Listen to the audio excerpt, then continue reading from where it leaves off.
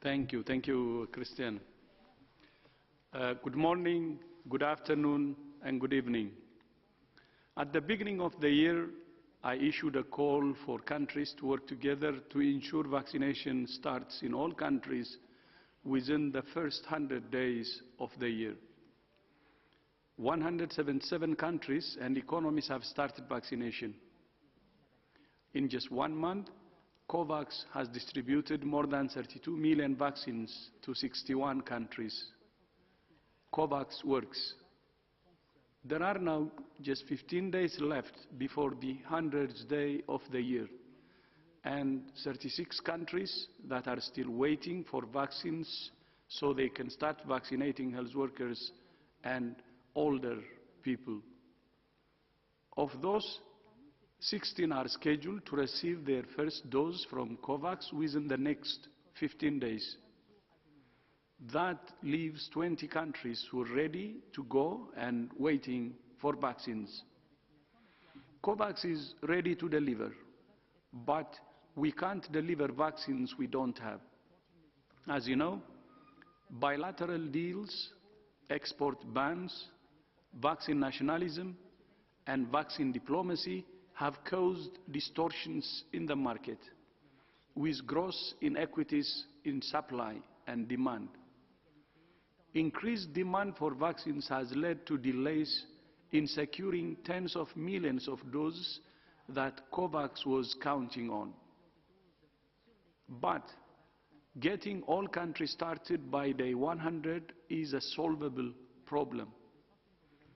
COVAX needs 10 million doses immediately as an urgent stopgap measure so these 20 countries can start vaccinating their health workers and older people within the next 2 weeks. So today I'm asking countries with doses of vaccines that have WHO emergency use listing to donate as many doses as they can to help us meet that target. And I'm asking manufacturers to help ensure these countries can rapidly donate those doses. There are plenty of countries who can afford to donate doses with little disruption to their own vaccination plans. The more countries that donate as soon as possible, the more doses we will have to share with countries who need them desperately. Sharing doses is a tough political choice, and governments need the support of their people. I am encouraged by surveys in high-income countries showing widespread support for vaccine equity. 10 million doses is not much, and it's not nearly enough, but it is a start. We will need hundreds of millions more doses in the coming months. There are many countries who invested in COVAX in good faith, but have been left frustrated because of the bilateral deals that have left COVAX short. WHO and our partners are continuing to work around the clock to find ways to increase production and secure doses. There are 4 more vaccines at different stages in the process of being assessed for WHO emergency use listing. And we hope to approve at least one of them by the end of April. WHO is also concerned about the potential for criminal groups to exploit the huge global unmet demand for vaccines. A number of ministries of health, national regulatory authorities, and public procurement organizations have received suspicious offers to supply COVID-19 vaccines. We're also aware of vaccines being diverted and reintroduced into the supply chain with no guarantee that cold chain has been maintained. Some falsified products are also being sold as vaccines on the internet. especially on the dark web. And we are aware of other reports of corruption and reuse of empty vaccine vials. We urge the secure disposal or destruction of used and empty vaccine vials to prevent them from being reused by criminal groups. And we urge all people not to buy vaccines outside government-run vaccination programs. Any vaccine bought outside these programs may be substandard or falsified, with the potential to cause serious harm. It's important to remember that any harm caused by a falsified product does not reflect a safety failure of the genuine vaccine. WHO regularly issues global medical product alerts on substandard and falsified products, and we will do so when and if necessary for COVID-19 vaccines and therapeutics. We urge all countries and individuals to pay careful attention to this issue. Any suspicious sale of vaccines should be reported to national authorities, who will report it to WHO. Information flow is essential to map global threats and protect confidence in vaccines. Finally, I would like to wish Hag, Pesach, Sameach to everyone celebrating the first night of the Passover holiday tomorrow. Christian, back to you. Thank you very much, Director General. With this, we open the rounds of questions. To get into the queue to ask questions, you need to raise your hand using the raise your hand icon, and then do not forget to unmute yourself when it's time. We'll start with Antonio Brotto from EFE. Antonio, please unmute yourself. Thank you, Christian. So I want to ask about the situation in Chile. Chile is one of the countries with higher percentage of population vaccinated, but at the same time is one of the countries with higher rise of new infections in the region, in Latin America. So why do you think this is happening, and is this a worrying trend for WHO? Thank you very much. Thank you very much, Antonio. I'll hand over to Maria Van Kerkhove, please. Thank you. Thank you for the question. So the question is specific to Chile, and indeed Chile has seen an increase in cases in the last several weeks. It's a similar trend that we've seen across the Americas, and particularly in Brazil and also in the Southern Cone. But that is actually reflected in a number of countries across the world. And if we look back at the last 7 days alone, across the world, we've seen a 15% increase in cases, and we now see an increase in cases in the last week in all 6 WHO regions. So this is a worrying trend that we're seeing across a number of countries. There's a number of factors that could be associated with this. I don't have the specifics for Chile in front of me, but across the world, we are seeing that there are some changes that are happening that increase transmission. And a lot of this has to do with the rollout of vaccines and vaccinations, which is uneven and inequitable, as you've heard us say many, many times. There are some individuals that are not adhering to the measures that are in place, the physical distancing, the hand hygiene, the washing of your hand, cleaning of your hands, the respiratory etiquette, avoiding crowded spaces, opening the windows. All of that needs to take place in addition to the vaccines being rolled out, because it does take time to reach, though vaccination takes time to reach those who are most in need. And it will take time to reach enough of the population to have an impact not only on reducing severe disease and death, but also reducing transmission.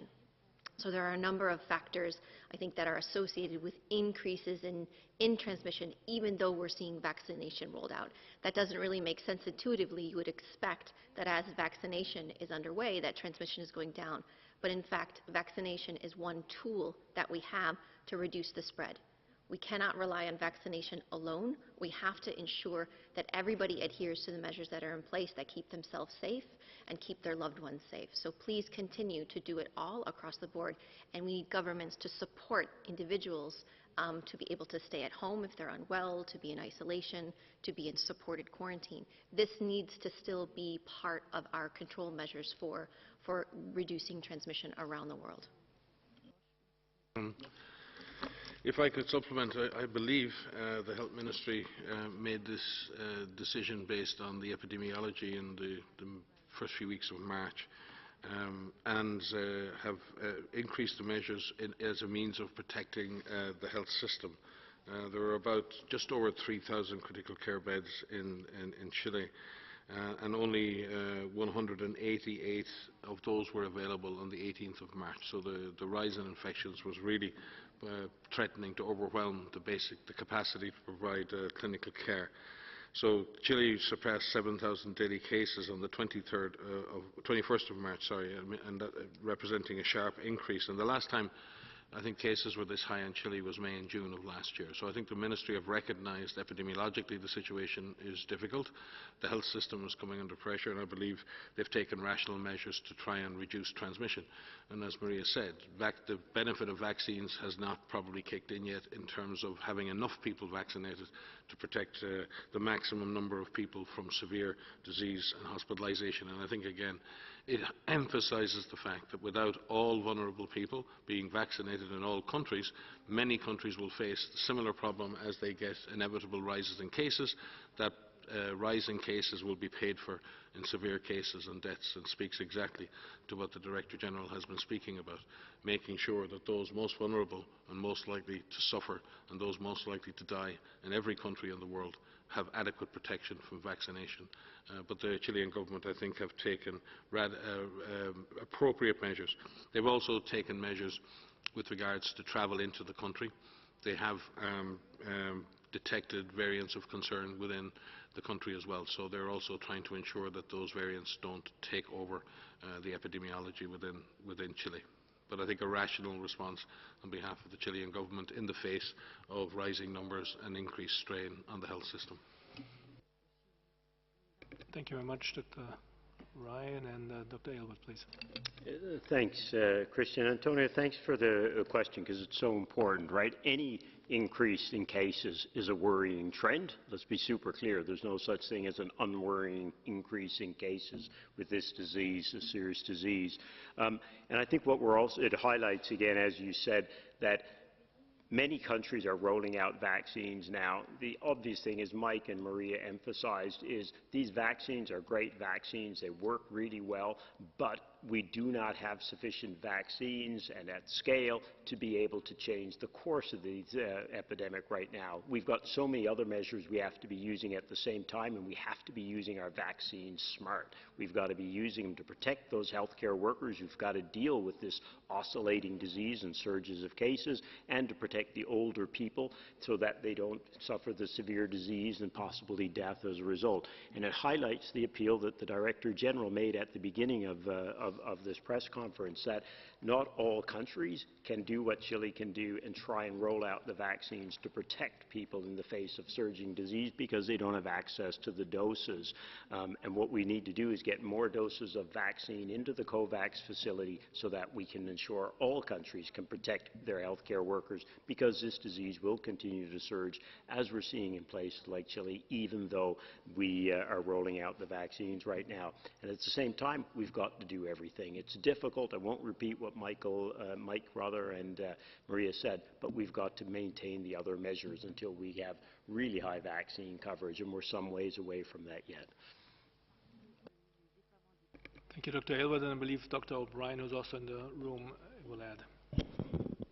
I just wanted to add a couple of points to what's already been mentioned. And that is that I think, as everybody knows, the evidence on the vaccines is really clear about the prevention of disease, certainly the prevention of severe disease and death for these vaccines. But the part of the evidence that is still rolling in is the degree to which they also protect against getting infected. And clearly, to get disease, you have to get infected, but just because you get infected doesn't mean that you get disease, but it certainly can mean that you can transmit to somebody else. So I think the other point is that we're emphasizing, especially as vaccines are rolling out, and there are many people in the community who are not vaccinated and not protected against disease, that continuation of the measures to avoid transmission, even if you're not symptomatic, is so incredibly important as we're rolling out vaccines, and that increase in immunity in the population is continuing. We also have the variants of concern, and we don't have information that is firm and clear about the degree to which each of these vaccines against each of the variants of concern may have some reduction or change in the ability that they have to protect against infection and to protect against disease. So we're in just a really dynamic environment right now as these incredible tools that are the vaccines are rolling out. And so this is the time when we should really do everything possible to keep transmission low, because it is that low transmission that will also impede and avoid the emergence of other variants. Thank you. Thank you all for the answers. Now we move to the next on my list, and we have a long list already. Catherine Fianconbo-Congo from France 24. Catherine, please unmute yourself. Yeah. Thank you, Christian. Good afternoon to all of you. My question is related to vaccination. As we know, vaccination is one of the tools we have that we can rely on. And certain countries have decided to inoculate only one dose to persons who already got COVID-19. So my question is, number one, is it safe? Is it efficient against the new variants? And what is the safest way to identify asymptomatic people? Because certain people don't know if they already got COVID or not. Thank you. Thank you very much. Dr. O'Brien, please. Thanks for the question. Again, as we've now, the Strategic Advisory Group of Experts, the expert committee that provides recommendations to WHO for our policies on vaccines, we've looked at a number of the vaccines for specific recommendations. There's one that is specifically tested and designed for as a one-dose regimen, and that's the Janssen product. The other products are two-dose regimens, and we are fully aware that there is evidence around the magnitude of the immune response after a single dose of those two-dose regimens, and there is some evidence around the amount of protection against disease after receiving a single dose. But what we certainly don't have is evidence of not giving the second dose for those two-dose regimens. We would not know how long the protection from a single dose lasts, nor is it likely to be the maximum benefit that the vaccines can offer. So we recommend that for the vaccines that have a two-dose regimen, that they are given in a two-dose regimen.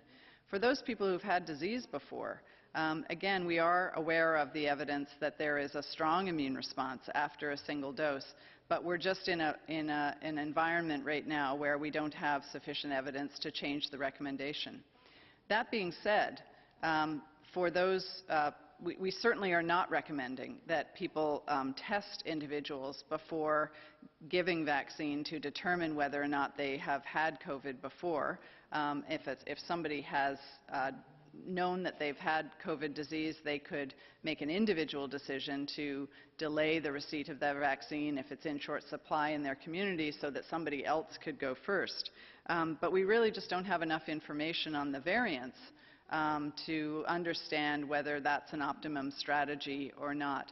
We do recognize that countries are making the best decisions they can in their own policies about the optimum way to use the vaccines that are available to them, and there is a range of decisions that could be made about this even while the evidence is rolling out. So we're very much encouraging that for any adjustments to the schedule that countries are recommending, that they study those so that we actually have evidence that could help additional countries make decisions about the optimum use of the vaccines. And the most important thing at this point is to get as much vaccine as we can available to the highest risk people so that they can be protected against disease, and eventually a sufficient immunity in the population that we hope and expect will really reduce transmission from that broad-based immunity. But we're pretty far distance from that. And Dr. Swaminathan to add, please. Just to add to what Kate was saying, I think there is a specific vaccine, which is the AstraZeneca vaccine, for which there is data for the gap between the two doses being 4 weeks or 12 weeks and beyond. And some countries, so there was data from the clinical trials which suggested that the longer the interval, at least up to 12 weeks, the better the immune response and the better the efficacy of the vaccine. So there's also modeling done to show that if you have a limited number of vaccine doses and you want to protect the population, particularly the high-risk groups, the older groups and so on, so countries like the UK, for example, have taken the approach of vaccinating more people with available vaccines and then giving the second dose at a time around 12 weeks. And the SAGE that Dr. O'Brien mentioned, the advisory group that advises WHO, recommended a gap of 8 to 12 weeks between the first and the second dose for the AstraZeneca vaccine. And this was based on an analysis of the data, both the immunogenicity data in the lab as well as the efficacy data. And we're getting more data now from the actual rollout of vaccines in countries which have opted to use this delayed approach, showing that the first dose is providing protection, significant protection against hospitalization and severe disease. So it seems to be a good strategy to protect more people more quickly, but of course the second dose must be given. And we're also now encouraged that there are trials going on looking at combination of vaccines, so a first dose with one and a second dose with another one, and to see if that in fact provides better protection. And we'll also have more studies hopefully coming through with more single-dose vaccines, as well as with vaccines that can be given, for example, by nasal spray, which actually might create more immunity in the respiratory tract.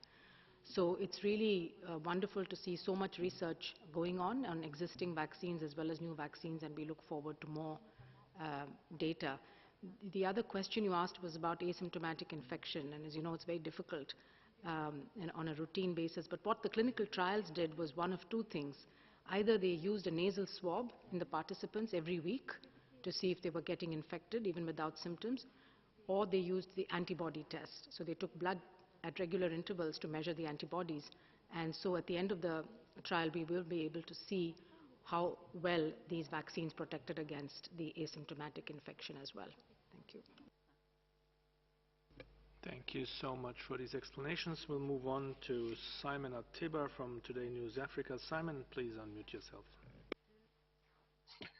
Thank you for taking my question. This is Simon Ateba with Today News Africa in Washington, D.C. President Biden said days ago the U.S. has millions of doses of AstraZeneca vaccine that have not been used. Is the WHO in talks with President Biden to send those vaccines to COVAX? And talking about COVAX, the WHO said recently the COVAX facility was still in need of over $20 billion to provide enough vaccination to most people in the world and begin to crush the coronavirus. How much money is still needed now? I know President Biden has already pledged $4 billion to WHO and COVAX, but clearly the money is not enough, and the US has more than enough money to provide the $20 billion left if the WHO in talk with President Biden for additional financial contribution. And has the WHO received the first pledge from President Biden? And how significant has that contribution been so far? Thank you. Simon, thank you very much. We have a rule of one question only. These were about 10. I just lost counting. But let me hand over to Dr. Aylward, please. Thank you, Christian. Thank you very much, Simon. They were all good questions. First and foremost, on the issue of donations, indeed, and what we refer to as dose sharing, indeed, we're in discussions with all countries that have access to substantial doses of WHO emergency use listed vaccines for sharing of doses and donations of doses to the COVAX facility so that we can ensure all countries can get started and all countries can sustain vaccination, especially of healthcare workers and especially of their older populations. And so we have been in discussions since December. If you go back and have a look, you'll see that in December we established the dose sharing principles for working with COVAX to ensure that high-quality doses of vaccines can get out to all countries equitably through the COVAX facility. And since that time, we've been in discussion with many countries, the US, the EC, Canada, the UK, and others, Australia, New Zealand, about sharing of doses through the COVAX facility. A lot of positive interest across countries to do that, balancing, of course, also their own domestic needs. But as you heard from the Director General in his opening comments, we are at a particularly crucial point right now in the rollout of doses globally, and are encouraging any country that can help to do so. We're encouraging, though, and I want to highlight this, not just the countries that have access to doses today or have contracts with the suppliers, but we're also calling on the suppliers to help as well, because as many of you will understand, there's contracts established with countries for their doses, but those countries may say, okay, we want to donate those doses to COVAX, but we need the help of the suppliers as well to take those contracts, adapt those contracts with Gavi and with COVAX and with the countries involved very, very rapidly, not over weeks and months, but over days and hours, to be able to ensure doses can be redirected to help in places that really need them and need them urgently to begin the rollout, the equitable rollout. So it's not just countries, Simon, we're also calling on the companies as well to work with us on this as rapidly as possible.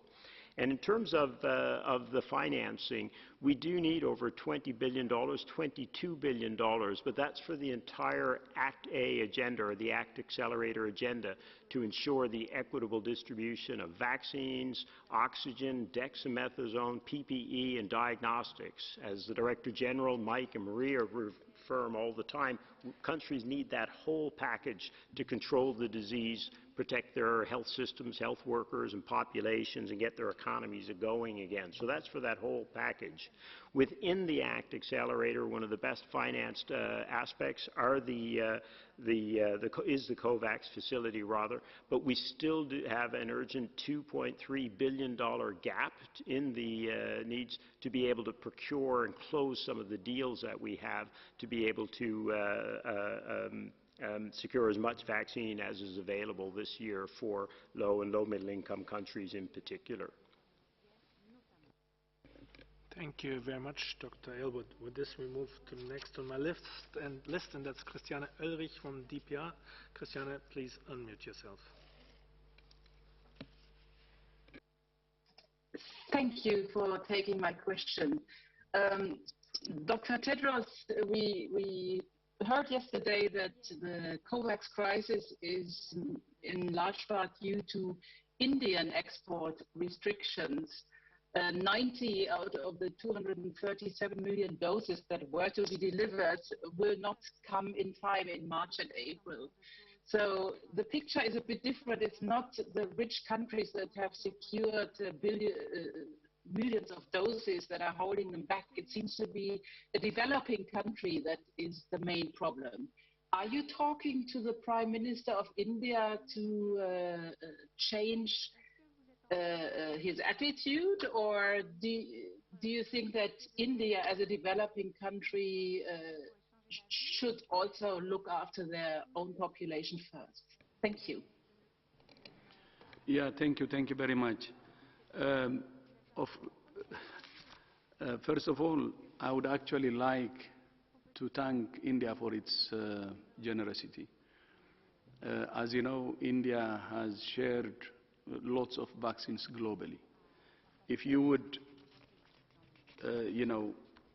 just call one country who has contributed more than any country on earth in terms of sharing vaccines, it will be India. So I'd like to thank the Prime Minister and his government for this support.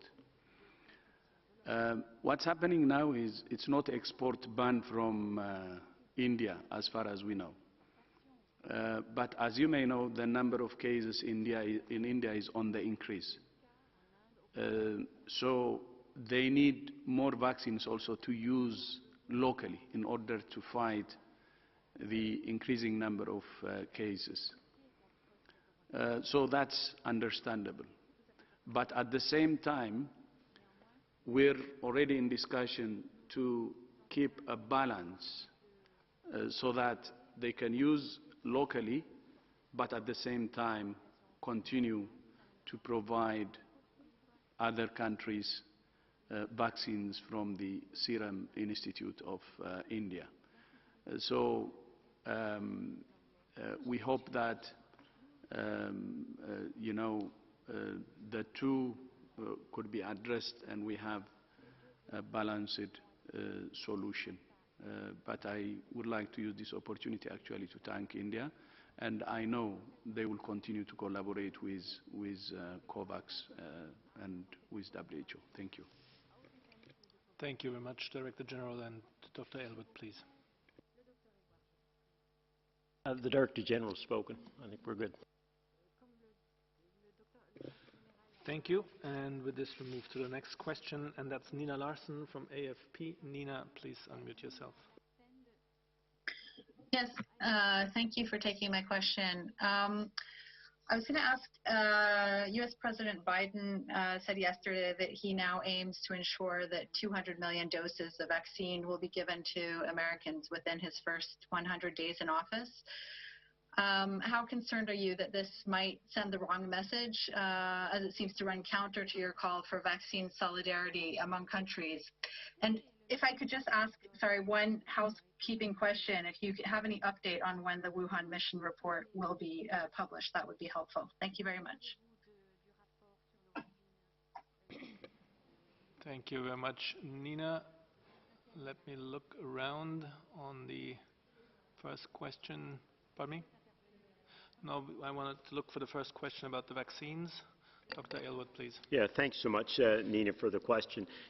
Every country is trying to do and every political leader, what it thinks is the best possible thing for its people. And we know that, we recognize that.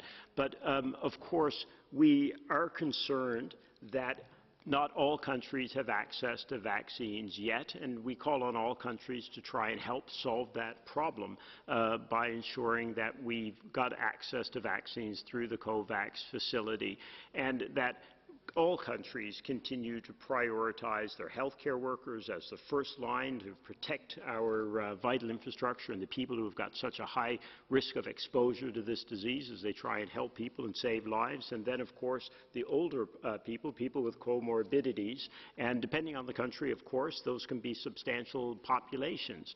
But what we're calling for is to ensure that all countries roll the vaccines out in that order. Unfortunately, what we're seeing in most places is exactly that. Attention being given to their healthcare workers first, then their older populations and people with comorbid conditions, as we've talked about before. We are concerned that some countries don't have access yet to vaccines to be able to do that, but we are encouraged that every country is saying the right thing, they're trying to do the right thing, and they're trying to help ensure that we have the doses we need to be able to do it. So we continue to look for, as the Director General said in his opening comments, support in the near term, in the short term, to help through this urgent period that we have over the next couple of weeks to try and get all countries started, and then coming in behind that with the doses to be able to get coverage up. There's lots of countries, as everyone knows, and you've asked us about it many times, that have contracted or secured or optioned a large number of doses that go beyond the needs for their own countries. And what we're hoping as countries now get comfortable with the rollout of their products, that they'll be able to start discussing sharing large larger numbers of doses through COVAX to be able to vaccinate populations everywhere.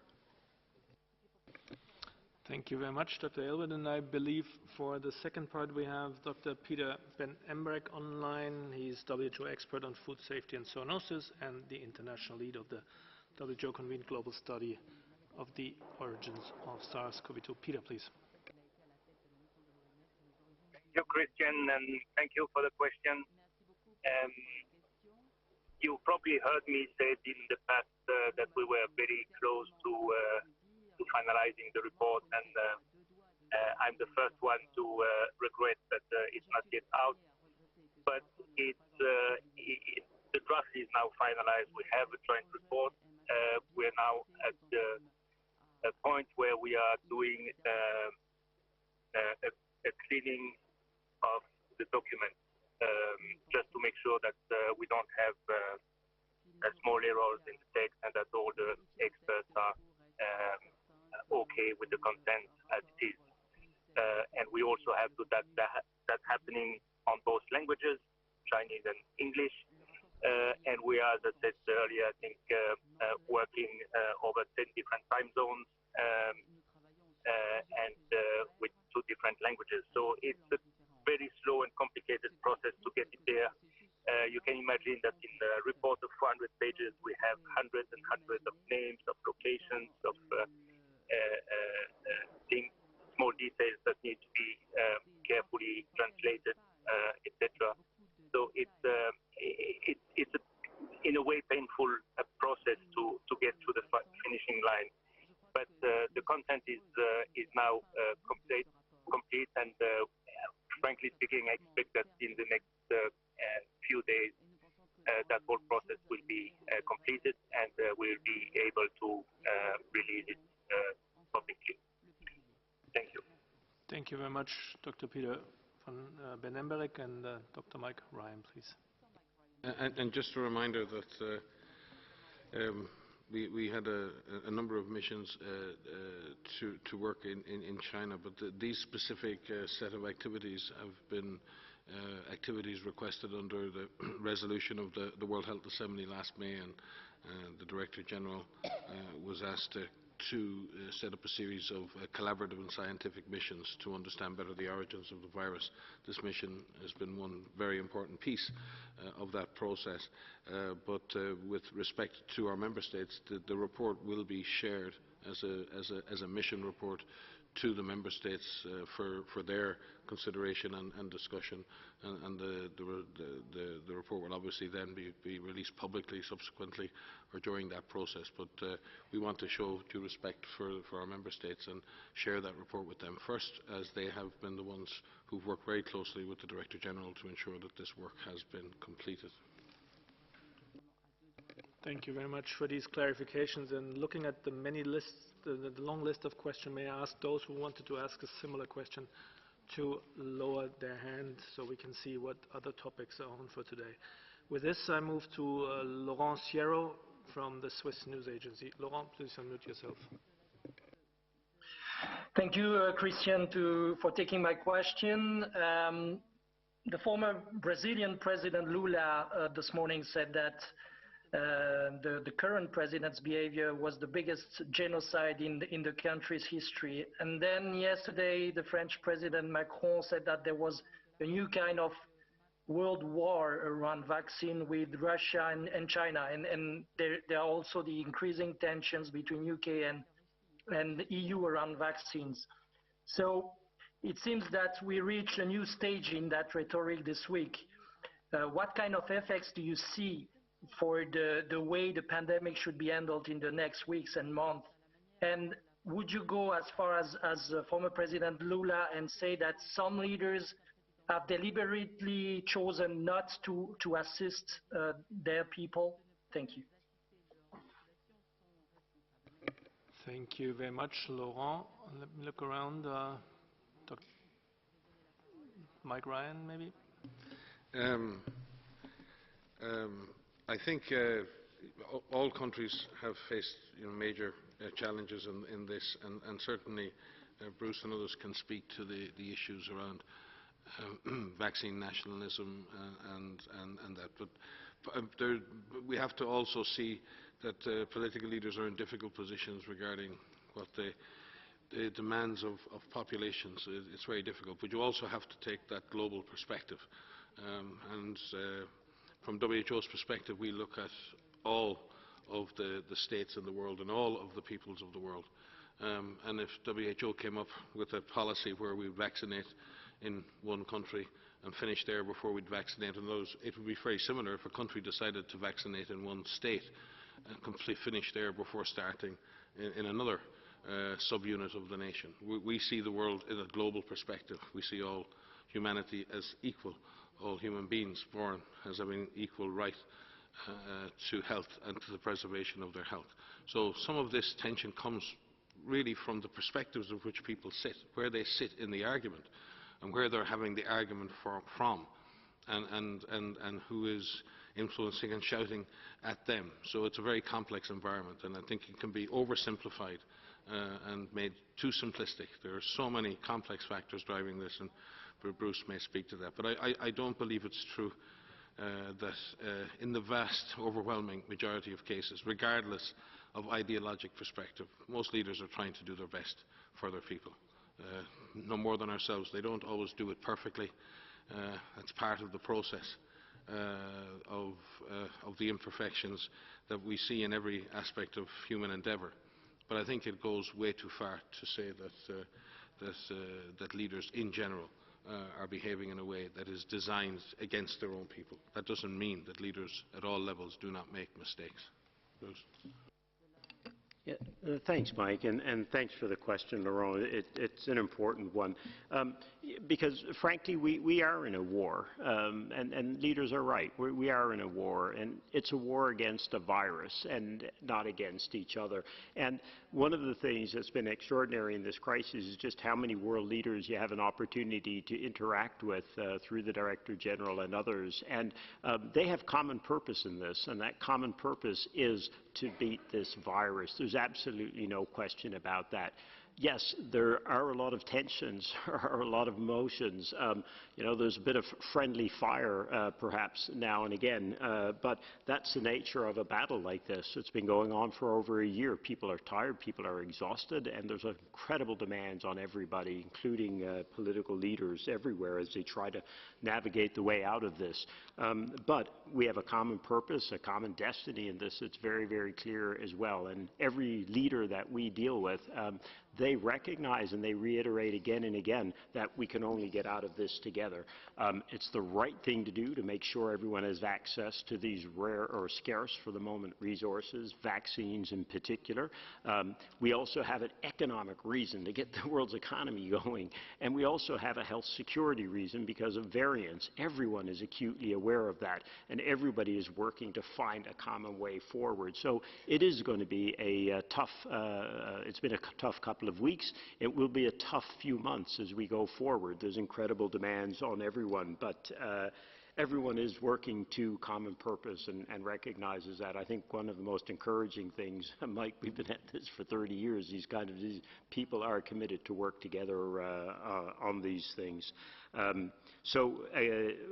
Importantly, and it goes back to some of the questions, you know, that were asked earlier, what we're trying to ensure is that as countries now reach more and more of their populations, they look at the vaccines that they have access to, they look at the contracts that they have, and they say, you know what, we can share some of this now at this point. Before we go into our younger populations, et cetera, with vaccines, we can share them. And again, that's what, it's in everyone's common interest to do that, and certainly all the leaders we've talked to feel that that's the right thing to do. The challenge, of course, is realizing that as soon as we can. And Dr. Maria Van Kerkhove. A very quick complementary comment, because I think we learned a lot in this 1 year, you know, in 1 year and 2 months probably, because we know now what works and that we didn't know last year in March. You know, so the fact that we need to think about public policies being based on evidence, it's a different scenario from 1 year ago. You know, now the world's better equipped to to deal with the resurgence of cases in many places. We learned with medicines will help, in which we won't. We learned what are the guidelines that should be in place in terms to help and save lives when in the case of management of severe cases. So I think that that's another thing that we need to think when we're looking in retrospect. It's very easy to point fingers and see what went wrong. We need to look ahead and look at what the science has given us and make sure that the policies that are put in place at country level are evidence-based. I think that's quite. Thank you very much, Dr. Simao. With this, we move to the next question. That's Sophie Mokoena from SABC South Africa. Sophie, please unmute yourself. Thank you, sir. I just want to ask a question around the coming holiday. We've had reports that some countries are already indicating that they are seeing the signs of third wave. Has the WHO perhaps observed that, or have they picked up the signs of third wave? And what must countries do during this time? Thanks, Sophie. I think you were asking about if we were seeing signs of a third wave. We are seeing signs of increasing transmission around the world, and there's a number of factors that are associated with this. We are not out of this pandemic. The pandemic is not over. I know we are over it, but it is not over us. We are still in the acute phase of this pandemic, where in many parts of the world, the virus is still in control of our lives. We are not in control of the virus. That is not true all over the world. Some countries have actually shown that we can control COVID with the tools at hand, with the addition of vaccination. But in fact, some countries have actually controlled COVID without vaccination yet. And I think it's important to remind everyone that we know a lot about this virus. We know about how it spreads, and it really is a factor of our mixing patterns.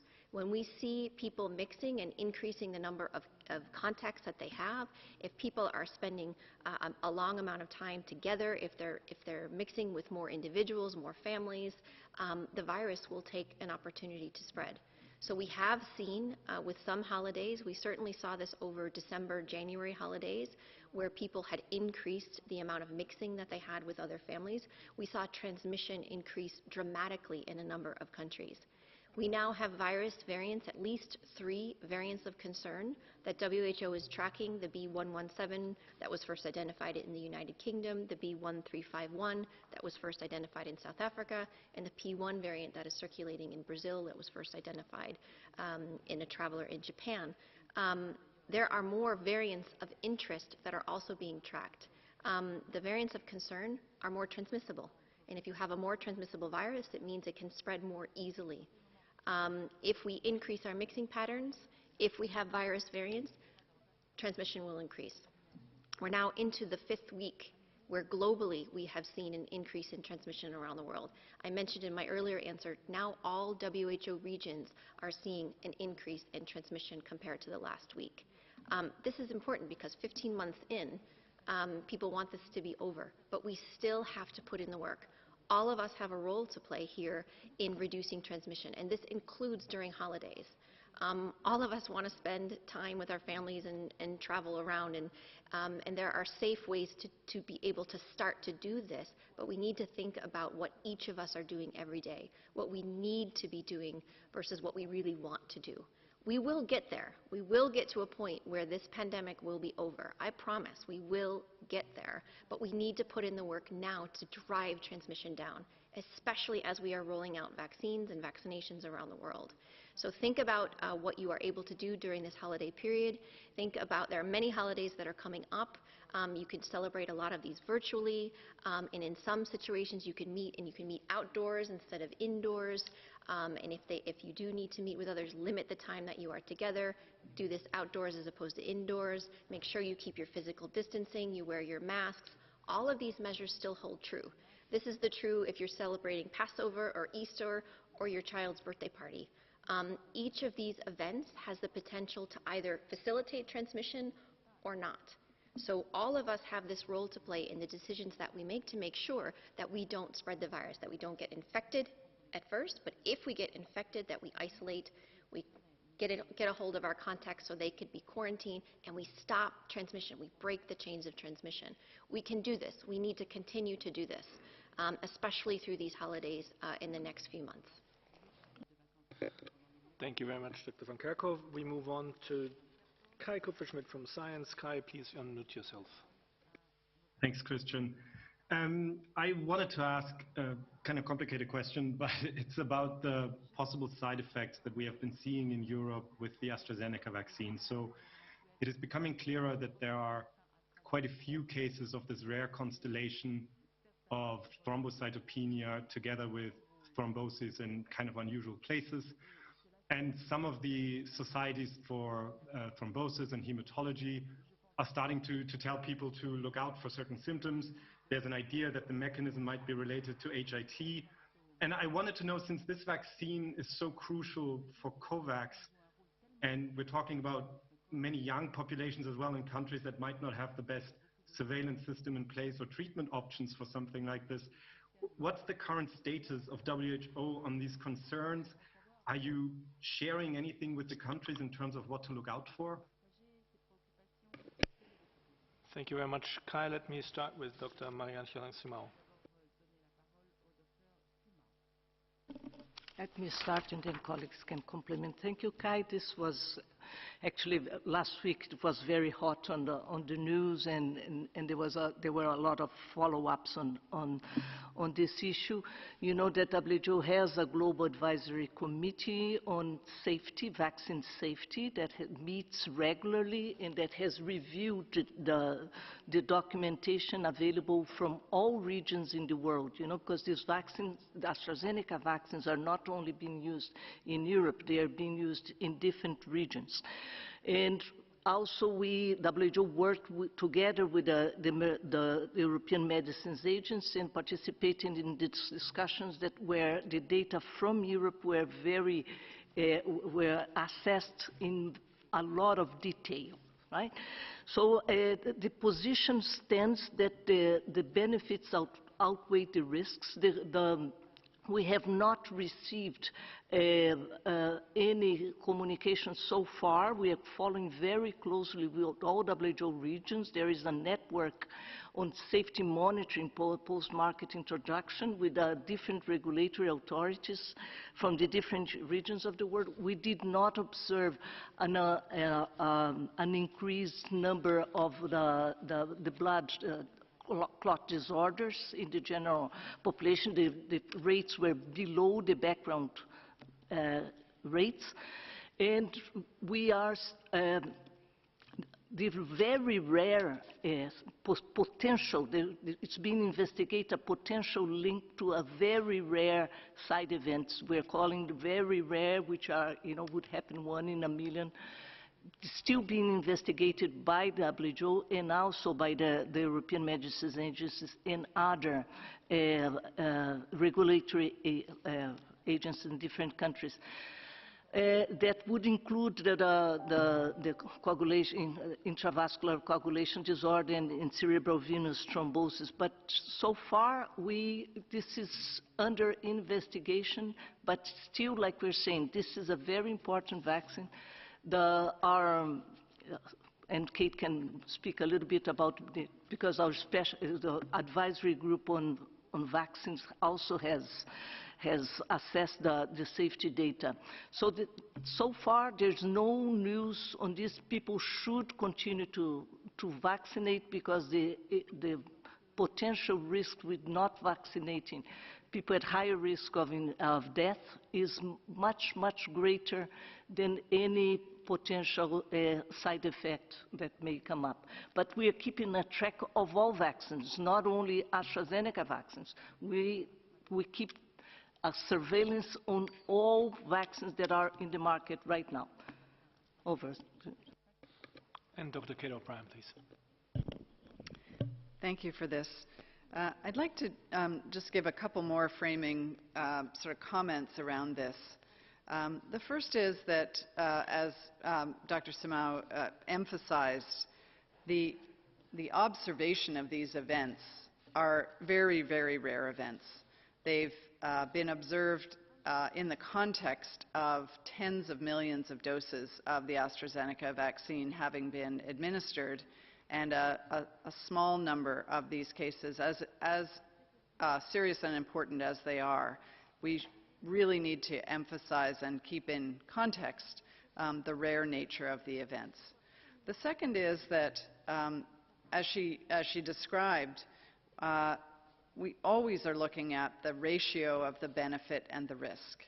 And just as an example, if you take the UK as an example of a country that's had 1,800 COVID deaths for every million people in the UK, 40 million traffic deaths, 40 traffic deaths per million people, and 0 COVID vaccine-related deaths for every million doses that are given.